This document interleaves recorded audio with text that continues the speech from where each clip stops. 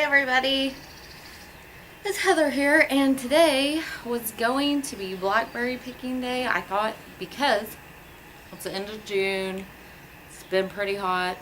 I was at my dad's house the other day and I saw some ripe wild blackberries. So we have this humongous blackberry bush at the back of our pasture. So I was gonna go down there and pick some blackberries this morning. And I got down there and they weren't all ready yet. There was a few that I picked, but not very many. I did take a thorn in the butt. And so after all that preparation to go down there and pick some blackberries for a little while, I just hated for it to go to waste, and I thought, maybe somebody hasn't picked blackberries before. Maybe they would like to know how to make the most of their blackberry picking experience. So I decided to make a video.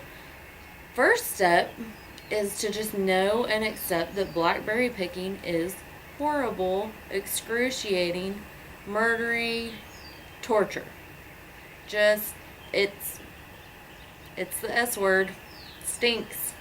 Don't go down there thinking it's gonna be fun. It's not gonna be fun, but for some reason I do it every year for like a pint of blackberries that I could probably buy for $2 at Walmart. But it's not the same. So anyway, I have these little boys with me. You know, life is much different. I can't just run down there and check on the blackberries, so I have to go fully prepared to do my picking. So what I did was, and the other reason we were going to do it today is because my husband drove something else to work today, and so his pickup was here. So I had his pickup that I could drive to the back of the pasture. So I got it, and I put a blanket in the back because I thought, this is what I learned last year. Last year I tried to take my almost 2-year-old to go blackberry picking, and it was really bad, and so it lasted like 30 seconds, and I was like 7 months pregnant, and I had to call his dad to come get him because he was just like poking himself and crying, and I thought he was gonna get bit by a snake, and it was bad. So I thought I was smarter this year. I was gonna drive down there and put a blanket in the back of the pickup, and put Jack, who is almost 3, and Case, who is 9 months, in the bed of the pickup while I was picking blackberries, so I could keep an eye on them, and they were in a contained area, and there would be no snakes and all that kind of stuff. However, even though there's no snakes, there are mosquitoes, and they're vicious, and this year they are the size of hummingbirds. And so you gotta take your supplies with you. Now, with little kids, you have to use that crappy Family Care or Skin So Soft, or, you know, whatever all the baby bug spray brands are. They stink. I mean, they don't smell bad, they don't work, is what it is, because they don't have DEET, and you need the DEET, which probably, you know, gives us brain tumors. But that's the only way to keep mosquitoes away, so I guess you have to pick. Now, I do know, before anybody makes a comment, I have a 9-month-old. He's not ready for bug spray yet. I know that. His doctor told me that. Okay, so don't worry. He's safe. So anyway, this is what you need for you. Deep woods. It needs to have DEET in it. This is 25%. I think they make 30%. I don't know what the highest is. But before I waited till I got down there so I wouldn't choke my kids out by having bug spray all over me. I get down there, get out of the pickup, put it on. Like, as I'm spraying myself, before I even get it on, I got a bug bite right on my knuckle. So, okay, it's hot, it's thorny, there's bugs, there's probably snakes. Actually, last year, my mom had a little snake. She had a vine in front of her face, and a little green snake just wiggled right down in front of her face. So there's for sure snakes, just hopefully not like rattlesnakes. Anyway, so you gotta have your kid bug spray. You gotta have your adult bug spray. You gotta have a pickup bed or a playpen. If you take the pickup bed, you probably want to put a blanket in it, because guess what? It's gonna be hot and burning them. Even though I did put shoes on them, but you know, their legs and stuff. Okay, the other thing, you may notice I'm wearing a long sleeve shirt. It's like 95 degrees right now. because you basically have to make the choice if you're going to sweat to death or if you're going to get stabbed to death by thorns. And don't make the mistake of thinking that long sleeves and long pants are going to protect you from the thorns, because I have on denim pants and I still got a thorn all up in my butt cheek. Like, I think it still might be in there, and somebody's probably going to have to get it out for me. And I have one in my shoe right now too. Oh, that's another thing. I don't have any jeans to wear down there because I have like 2 pairs of jeans that fit me because I've been pregnant for like the last 3 years. And so I don't want to ruin them down there getting them all ripped up picking blackberries. So I'm wearing cutoffs. I don't think you can see them. Nope, you can't see them. And I have them rolled down as far as they will go. And I have on boots. You got to wear boots. So basically, you need to cover yourself as much as you can.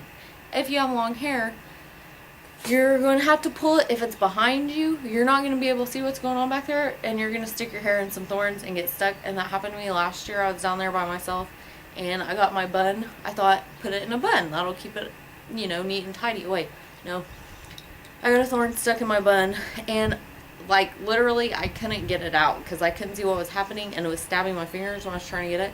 And it took me a long time, and I thought that I was just going to have to like wait until someone came to find me, and who knows how long that could have been. So this year I was smarter.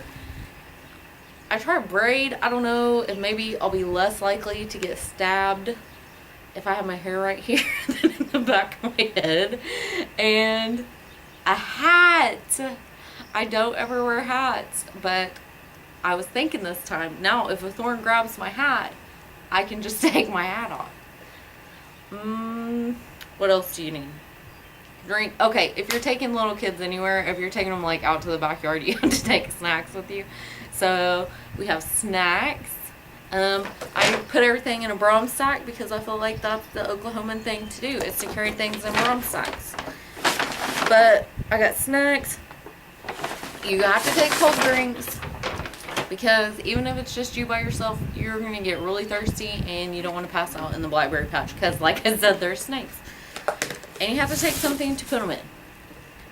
A plastic bowl, okay. I'm sure you couldn't figure out what to put your blackberries in.